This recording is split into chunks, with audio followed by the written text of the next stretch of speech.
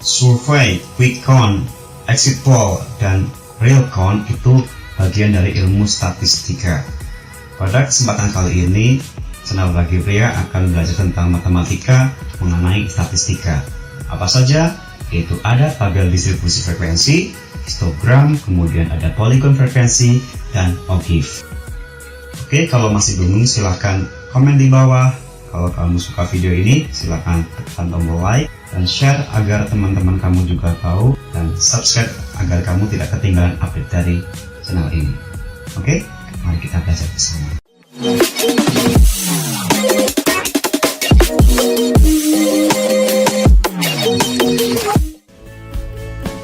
Statistika dapat ditemukan pada berbagai bidang ataupun kehidupan sehari-hari.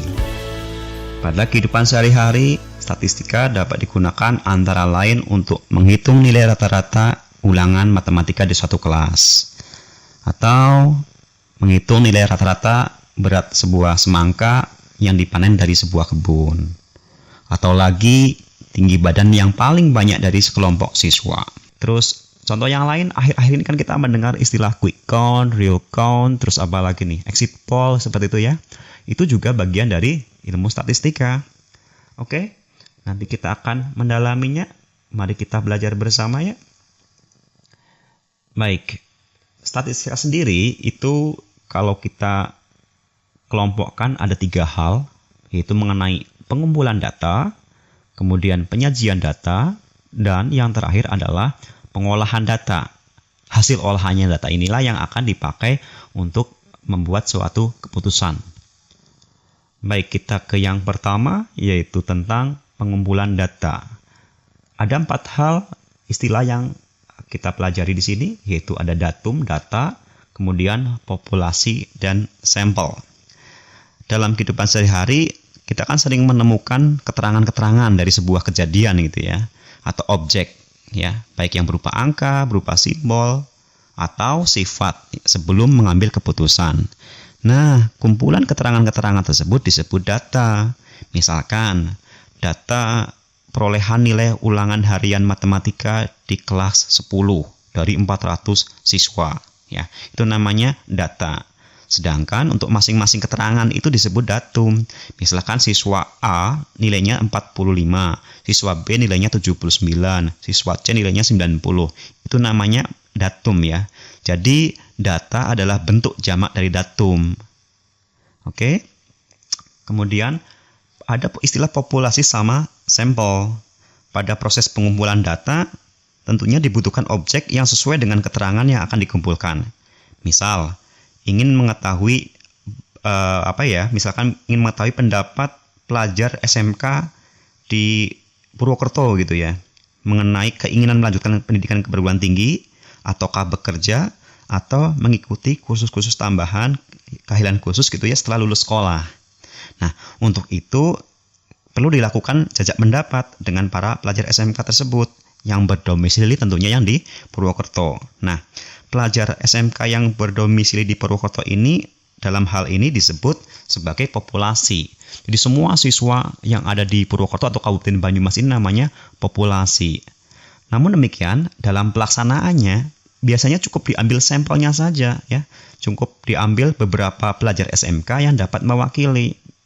Dari SMK A, SMK B, SMK C kita ambil jajak pendapatnya seperti itu. Nah, beberapa pelajar SMK yang ada di Purwokerto atau Kabupaten Banyumas ini yang mewakili jajak pendapat ini disebut sebagai sampel. Oke. Kemudian kita beranjak ke yang bagian kedua, yaitu tentang penyajian data. Nah, data-data itu dapat disajikan dalam banyak hal ya, bisa berupa dalam tabel, bisa dalam bentuk diagram batang, kemudian diagram garis, ada juga misalkan diagram lingkaran dan histogram atau polygon frekuensi. Nah, pada kesempatan kali ini kita akan belajar mengenai histogram, ada polygon frekuensi, dan sebenarnya ada tambahannya lagi yaitu yang namanya OGIF ya. Oke, kita pada pembahasan kali ini fokusnya ke histogram, kemudian polygon frekuensi, dan OGIF. Ada 4 hal seperti itu ya. Nah, 3 hal ini yang akan kita bahas karena lebih mendalam. karena keilmuan mengenai histogram, polygon frekuensi, dan OGIF itu lebih kompleks dibandingkan dengan kayak tadi ada diagram-diagram yang lain ya. Seperti itu. Mari kita ke tabel distribusi frekuensi terlebih dahulu. Nah, misalkan kayak gini nih. Di sini contohnya adalah nilai ulangan dari 40 siswa. Diminta untuk membuat tabel distribusi frekuensinya, kemudian histogramnya, lalu ada polygon frekuensinya, dan yang terakhir adalah OGIF-nya seperti apa. Nah, dari ke-40 data ini saya tebalkan ada nilai 38 dan nilai 92. Itu sebagai nilai yang terkecil dan nilai yang terbesar.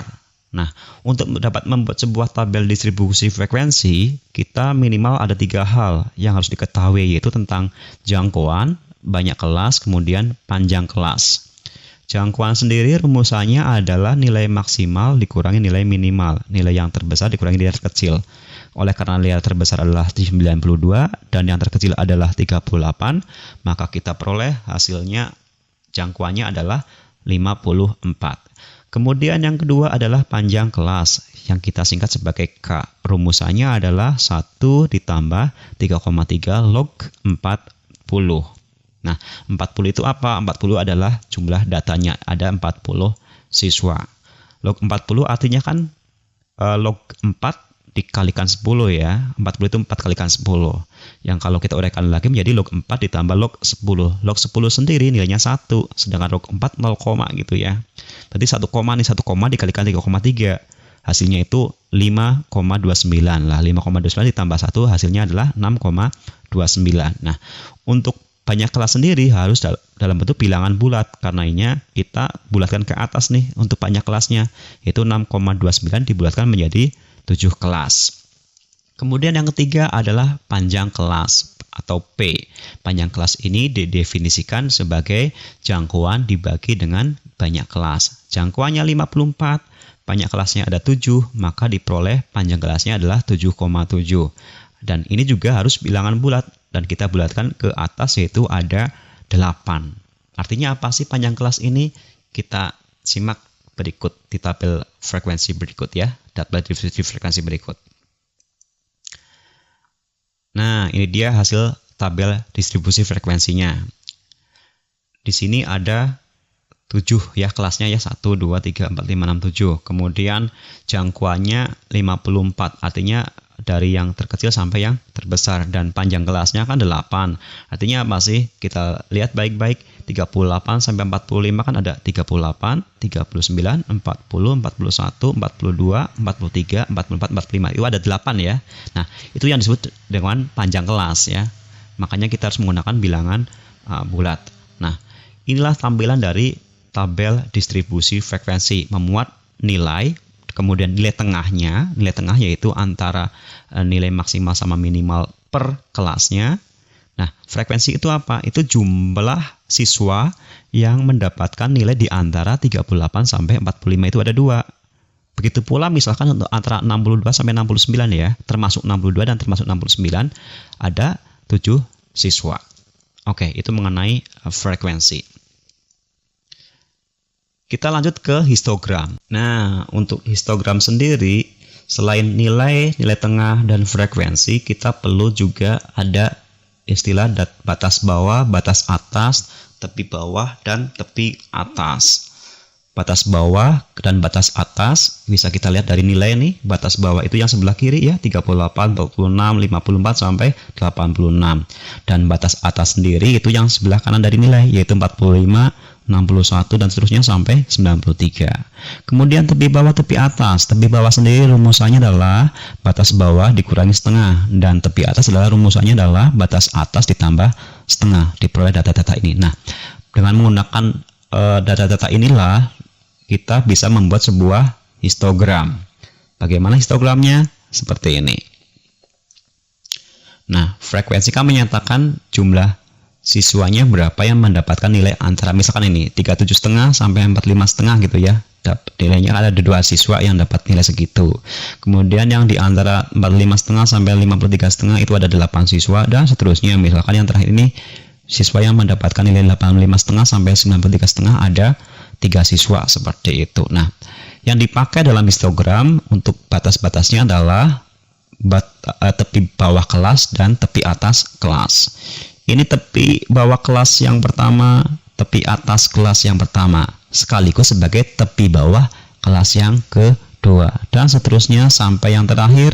Ini adalah batas bawah, tepi bawah kelas yang terakhir, kelas yang ke-7, dan ini tepi atas ya kelas yang terakhir yang ke-7 ini.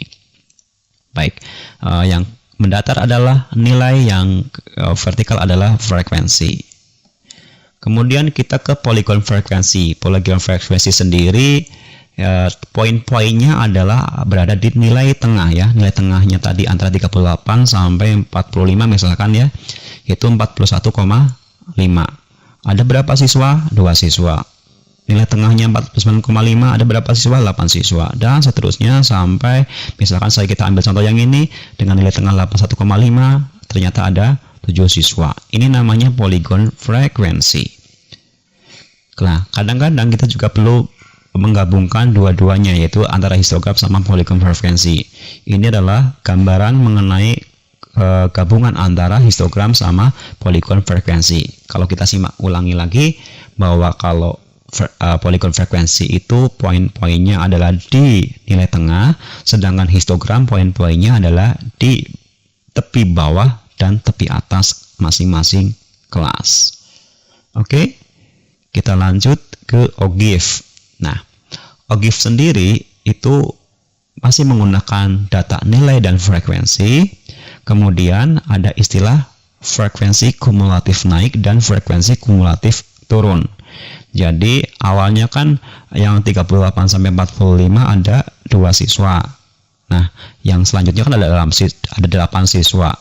Kita jumlahkan nih di sini nih, 2 tambah 8 akan 10. Kemudian jumlahkan lagi ke yang dengan 8, 18. Jumlahkan lagi dengan 7, 25. Terus ya, sampai yang terakhir 37 tambahkan lagi dengan yang 3 jadinya 40. Ini untuk frekuensi kumulatif yang naik. Sedangkan untuk frekuensi kumulatif turun, dari atas dulu ya. Jadi dari 40 dulu, dari data 40 siswa dulu. Jadi 40 dikurangi 2 kan hasilnya 38. Dikurangi 8, 30. Dikurangi 8 lagi 22. Kemudian dikurangi 7, 15. Ya. Dikurangi 5 menjadi 10, dan terakhir dikurangi 3 menjadi 3 ya, seperti itu. Maksud saya dikurangi 7 ya, menjadi 3. Oke, nah kita akan lihat bagaimana OGIF naik sama OGIF turunnya, atau OGIF positif sama OGIF negatifnya. Ini adalah gambaran dari OGIF yang positif ya. Gambar itu naik tadi antara 37,5 sampai 45,5 ya, 2 antara 45,5 sampai 53,5, 10. Ini kumulatifnya. Frekuensinya frekuensi yang kumulatif. Sebaliknya untuk OGIF yang negatif ini akan mendapatkan nilai yang turun atau kurva yang turun. Baik, kita sudah belajar mengenai 4 hal, yaitu mengenai tabel distribusi frekuensi, kemudian histogram, ada polygon ya, kemudian yang terakhir adalah OGIF. Oke, kali ini seperti itu dulu. Untuk bagian keduanya kita akan belajar mengenai ukuran pemusatan data ya, kemudian ukuran penyebaran data dan ukuran letak data. Masing-masingnya antara lain untuk yang pemusatan data ada mean, median, sama modus. Kemudian untuk penyebaran data ada range, ada simpangan rata-rata, dan ada yang namanya simpangan baku.